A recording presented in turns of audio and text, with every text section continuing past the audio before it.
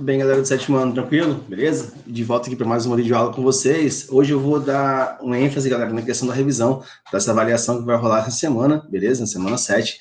E eu vou mostrar para vocês aqui, né, algumas as respostas, por exemplo, da atividade que foi realizada na semana 5. Massa?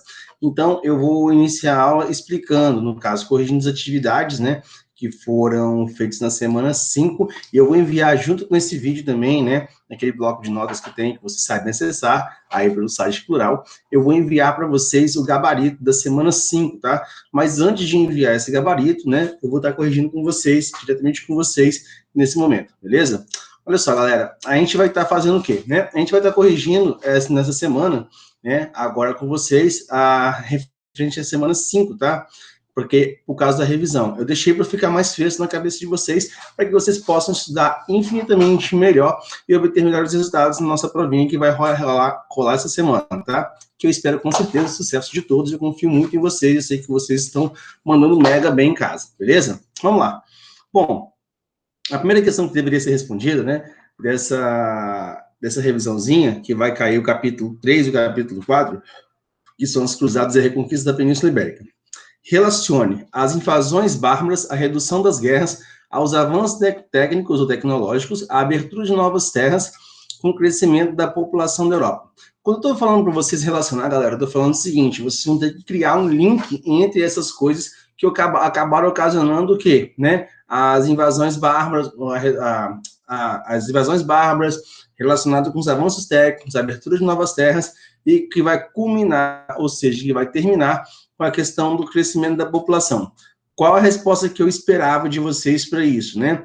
É a seguinte, né? Com o fim das invasões bárbaras e a conversão do cristianismo de muitas pessoas que eram bárbaras, lógico, evidentemente, que cristianismo é o cristianismo católico, tá?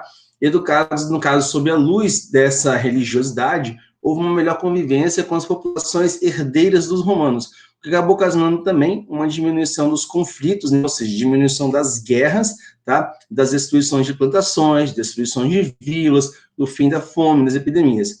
No campo dos avanços técnicos, nós podemos falar que as plantações permitiram uma maior produtividade de alimentos, uma vez que a população da Europa estava crescendo, havendo assim uma necessidade, no caso, de ampliar espaços de plantio, tá? E drenagem. O que são drenagens? A drenagem, galera, é quando você, por exemplo, retira o líquido, né, ou seja, a água, né, do pântano ou então de um rio e você vai começar a aterrar. Por que você vai fazer isso? Você vai fazer isso porque você vai aumentar, no caso, a quantidade de território, de terras para serem plantadas por essas pessoas.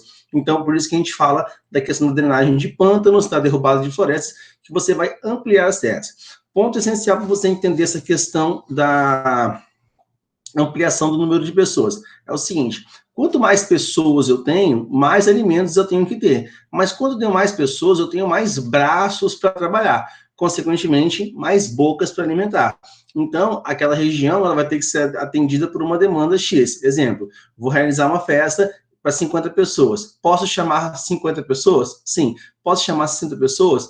Posso chamar 60 pessoas. Só que 60 pessoas vão comer como 50 pessoas comeriam normalmente, beleza? É só para dar uma ênfase nessa questão aí, dessa questão do crescimento populacional, beleza? Lembrando que eu vou anexar esse gabarito para vocês, não precisem ficar desesperados em relação a isso, tá bom? Bom, questão 2. Explique a perda de poder dos nobres e por que eles criticavam a excessiva riqueza da igreja. Galera, que igreja eu estou tocando no assunto aqui? Eu estou tocando no assunto da chamada Igreja Católica. É sempre bom dar ênfase em relação a isso para vocês não se perderem no meio do caminho, tá?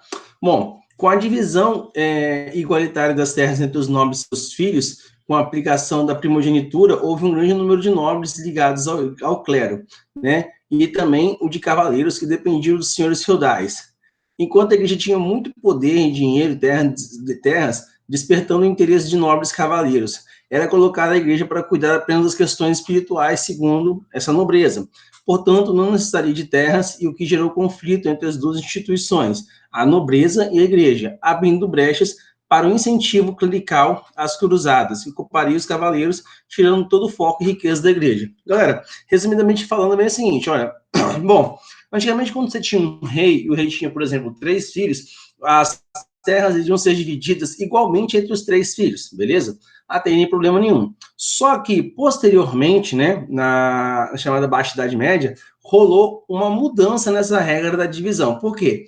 Quando eu dividi essa terra entre os meus 3 filhos, por exemplo, aí, se cada um filho meu tiver mais 3 filhos, eu tenho que dividir essas 3 porções de terras, por exemplo, em 9. Então, se cada um 9 tiver mais filhos, por exemplo, mais 3 filhos, aí vai ficar mais feia ainda a situação. Então, qual foi a definição que eles tiveram? Seguinte, o primogênito, ou seja, o primeiro filho a nascer, ele vai herdar tudo. E o segundo filho, ele vai ocupar cargos do alto clero, né? Por exemplo, bispo, arcebispo, podendo inclusive chegar ao cargo de papa, né? Que aconteceu muito com a galera que vivia na região da Península Itálica. E um outro ponto, que o terceiro dessa linha de nobreza, né, filhos do rei, eles faziam o quê, galera? Eles geralmente eram cavaleiros. Então, essa galera, no caso, dos cavaleiros, começaram a tretar com a igreja, ou seja, eles não aceitavam as condições que eram impostas pela igreja católica para que eles não tivessem, por exemplo, terras, né? E nem aceitavam a questão da primogenitura, que acabou ocorrendo, né, e acontecendo o quê? Alguns conflitos, embates, etc. e tal. Então, o que a igreja fez para se livrar, né, dessa questão, dessa correria que estava sendo realizada para cima delas em relação aos cavaleiros? A igreja simplesmente pegou e começou a estimular as cruzadas. Esse estímulo das cruzadas ocorreu de que maneira, né? Com a questão da reconquista da Terra Santa, da expulsão dos árabes muçulmanos da Península Ibérica e todo o restante da Europa. Então, isso, no caso, essas críticas que a igreja fazia de ter muita riqueza, de ter muitas terras, ela acaba caindo por terra, tá? Principalmente porque a expansão para outras localidades vai trazer riqueza para esses cavaleiros, tá? Que iam lutar e matar, lembrando, em nome de Deus, beleza? Mas isso de acordo com o Papa, né, com os papas daquela época. Massa? Bom, na questão 3, eu estou pedindo para você comentar a rápida adesão. Comentar é você falar sobre, a respeito, né, da adesão dos europeus às campanhas cruzadistas na luta contra os povos infiéis. Primeira coisa que você tem que ter na sua mente, quem são os infiéis? Árabes muçulmanos. Galera, existem árabes também que são católicos, mas aqui os infiéis são árabes muçulmanos, tá? Esses árabes muçulmanos, eles estão invadindo desde o século IX, né, a Península Ibérica, né, e outras partes da Europa também, então eles são tratados como infiéis, porque eles não seguem o quê? O catolicismo, beleza? Então, vamos ver o que eu esperava de resposta de vocês, né? Bom, o desemprego e a religiosidade dos homens levaram a rápida adesão e as cruzadas, além da promessa do perdão dos pecados, o que contribuiu para engrossar as fileiras de soldados de Cristo, que eram chamados cavaleiros templários, na guerra contra os infiéis, que nesse caso eram muçulmanos. Ao todo foram 8 campanhas rumo ao Oriente, ou seja, com o objetivo de reconquistar a Terra Santa, beleza? Então, essa era a ideia dos europeus, por isso houve essa adesão. Lembrando que essa adesão dos cruzadistas, ou seja, dos cavaleiros, dá porque esses caras, que eram os cavaleiros, que eram nobres, mas eles não tinham terras, eles dependiam basicamente dos seus irmãos mais velhos, que eram os primogênitos, que recebiam toda a herança do seu pai, beleza? Chegamos à questão 4. Analise o interesse do governo da cidade de Veneza em firmar acordo para realizar a quarta cruzada. Cara, isso é um interesse totalmente comercial. Você tem que se ligar nessa situação. O interesse comercial, quando rola interesse de dinheiro, vai ter sempre alguém fazendo o quê? Querendo dar aquela velha banda, aquele velho bandão na galera, que é o caso de Veneza, tá? Então, Veneza firma um acordo para a realização, emprestando embarcações e fazendo, inclusive, empréstimos, né? Aí eu esperava o seguinte: o principal interesse dos venezianos, que são as pessoas que nascem em Veneza, era bancar a Quarta Cruzada, era obter o controle das rotas e pontos estratégicos dominados pelos bizantinos, tá? Aí você vai lembrar de Constantinopla, que era um ponto fundamental, um ponto, como eu disse, né, um ponto comercial muito bem posicionado que ligava a Europa e a Ásia, e muitos produtos vinham da Ásia, por exemplo, como a questão das especiarias, tecidos, pratarias, talheres, pratos e por aí vai, né? As chamadas louças também chinesas que vinham muito dessa parte. Bom, com isso, os comerciantes de Veneza se dispuseram a emprestar embarcações para o transporte das tropas, além do apoio financeiro para os cruzados desviarem um pouco a rota, no caso da conquista da Terra Santa, que traria riqueza e prestígio para o comércio da cidade italiana. A gente vai ver isso com mais claridade, ou seja, com mais intensidade, quando a gente for estudar a questão do Renascimento, tá? Porque as 3 cidades mais importantes que se desenvolveram no Renascimento, na Itália, né, posso considerar 4, Pisa, Gênova, Florença, né, e Veneza. Essas 4 cidades são 4 cidades, né, tirando Florença, mas essas outras 3 cidades são cidades portuárias que elas recebem, no caso, muito produto de outras localidades, o que facilitava em suma, né, ou seja, em resumo, o desenvolvimento principalmente comercial e da rotatividade de dinheiro naquelas localidades. Massa? Bom, 5. Cite e explique. Citar, você vai ter que falar sobre, explicar com suas palavras, por exemplo, o que você entendeu das consequências cruzadas. O que são consequências das cruzadas? É aquilo que ocorreu depois que as cruzadas rolaram. Se você prestar atenção no que eu acabei de explicar para você, você consegue responder essa questão aqui. Mas eu vou te ajudar porque eu sou o seu amigo. Como consequência das cruzadas, podemos citar a reabertura do comércio das cidades, né? Ou seja, a volta de uma grande circulação monetária de grana, além do surgimento e fortalecimento de uma nova classe social, a burguesia, principal interessada em que desse certo domínio das rotas e vindas do Oriente, no caso. Por que o interesse desses caras da burguesia? Simples. A burguesia ela não tinha um destaque, ela não tinha um posicionamento social perante, né, a questão dos 3 estados, que são quais estados? O clero, a nobreza e os servos. Então, os burgueses eles não se encaixam em nenhum lugar dessas 3 classes sociais. Então, eles querem ter o mesmo poder e o mesmo prestígio do que os nobres. Só que eles têm dinheiro, só que eles não têm o que a gente chama de pedigree, né? Ou seja, um sangue azul. Então, eles estão lutando pela questão das ideias para que eles consigam ser inseridos dentro dessa sociedade, né? E que vai acabar, logicamente, acontecendo, beleza? Até aqui, tranquilão, né? Eu sei que você está acompanhando, eu sei que está mandando muito bem e que você acertou todas essas 5 questões. As outras 5 questões eu quero o quê? Melzinho na chupeta. Vamos lá. Só para vocês verem, tá? Eu estou tomando água, beleza? Assim como faço em sala de aula. Beleza, vamos lá. Questão 6, galera.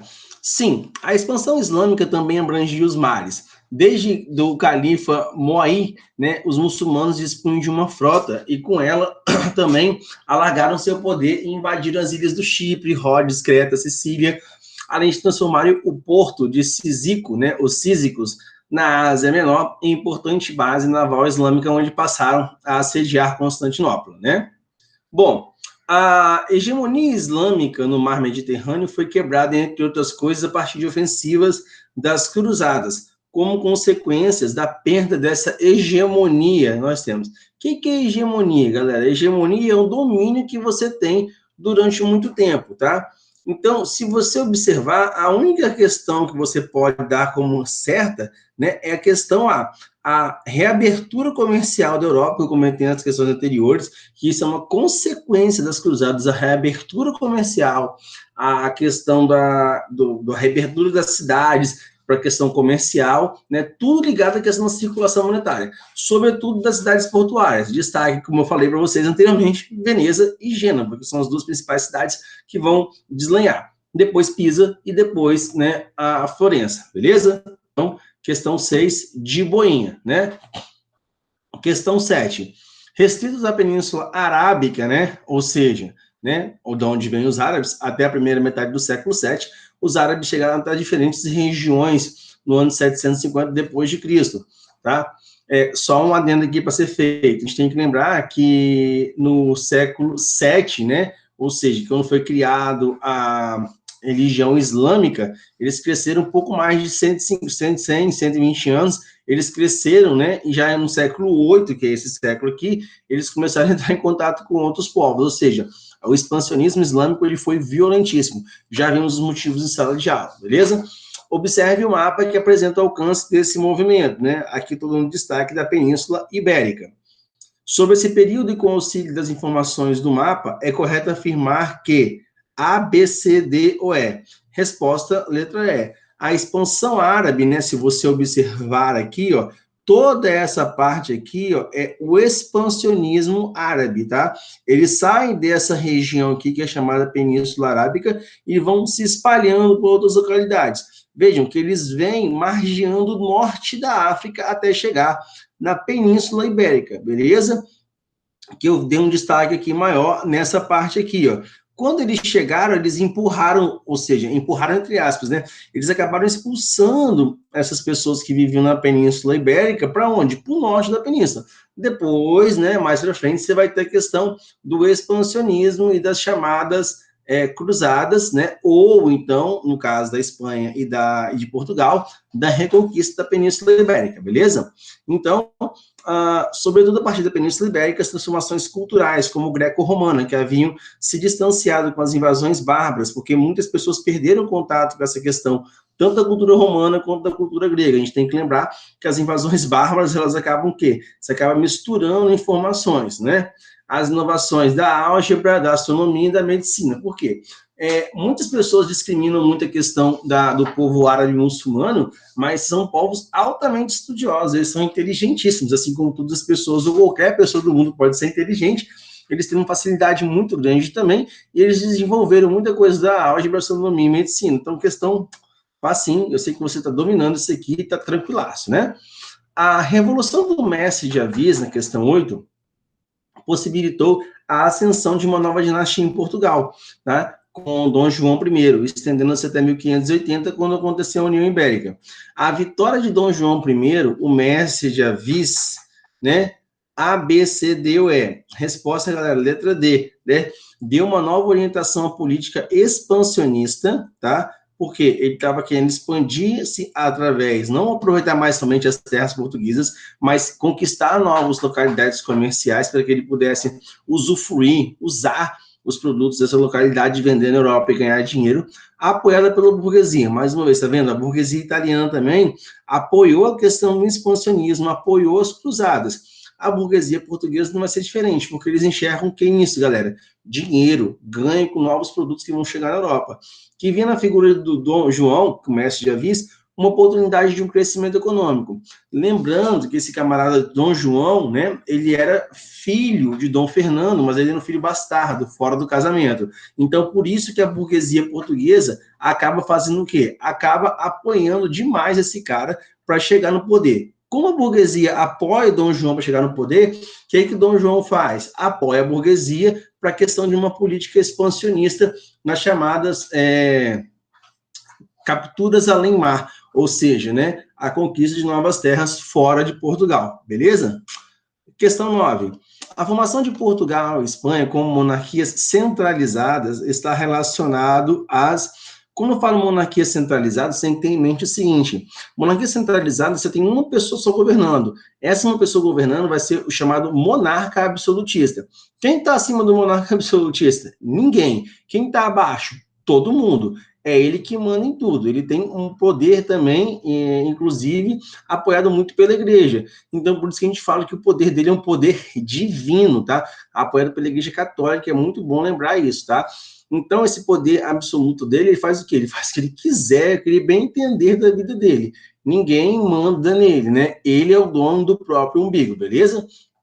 Bom, então, qual resposta aqui, né, fica melhor nessa brincadeira, né? A resposta, da número 9, é a letra D, a Guerra de Reconquista, né? Ou, no caso, as Cruzadas, mas em Portugal e Espanha chamam de Guerra de Reconquista, que são conflitos travados a partir do século XI pelos reinos cristãos da Península Ibérica. Olha o destaque aqui da palavra cristão, tá? Pela recuperação da região conquistada pelos árabes muçulmanos. Então, com a expulsão dos árabes muçulmanos, você tem a formação de 2 novos países, tá? Esses 2 são os 2 primeiros países a serem formados na Europa moderna, né? Ou seja, Portugal e Espanha, beleza? E a última, né? Para a gente encerrar essa brincadeira de hoje aqui, galera. Sob o ponto de vista político, todos os reis medievais ibéricos se consideravam herdeiros legítimos descendentes dos antigos monarcas visigodos, né? Que eram povos bárbaros também, mas que se haviam se aliado com os romanos com a invasão dos povos bárbaros. Por isso consideravam sua terra, qualquer terra ganha aos infiéis. Assim surgiu a palavra reconquista. A guerra permanente tinha por justa até que fosse alcançado o seu último objetivo. Mais do que um conflito religioso, a reconquista surgia